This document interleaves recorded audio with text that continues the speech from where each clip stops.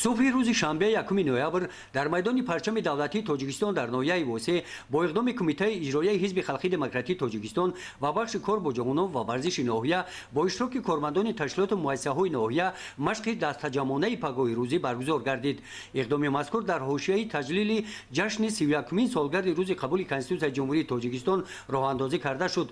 طور تشکیل کنندگان این چهاربینی اطلاع دادند مشق پاگوهیروزی همچون انъанаи солимгардони تنها یک واسطه آب و تاب دادن بدن نبوده بلکه عامل مهم بلندبرداری اراده، همبستگی و مسئولیت شناسی شهروندان خصوصا جوانان محسوب می‌یابند. با مقصد بهتر گردیدن طرز حیاتی سالم هر هفته با جلب کارمندان تشکیلات مؤسسه و مردم ناحیه واسه در ورزشگاه تازه بنیاد مرکزی ناحیه واسه مشق پاگوهیروزی برگزار می‌گردد. مقصد از برگزار نمودن این مشق پاگوهیروزی این هم باشد ترغیب و تشویق طرز حیاتی سالم و بهتر نمودن حیاتی سالمی می باشد. در پایان مشق اشتراکچیان با روحیه بلند و تندرستی و افتخار از صاحب استقلالی تاجیکستان عزیز اظهار نموده در گلگشت میدان پرچم دولتی جمهوری تاجیکستان در محیط گل‌های زیبا سیر و گشت نمودند.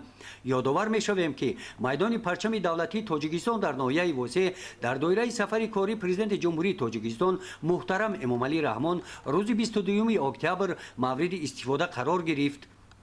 گزارش خواجه نظریف خدای نظر ظهوروف از ناحیه واسه برای برنامه اطلاعاتی نوید.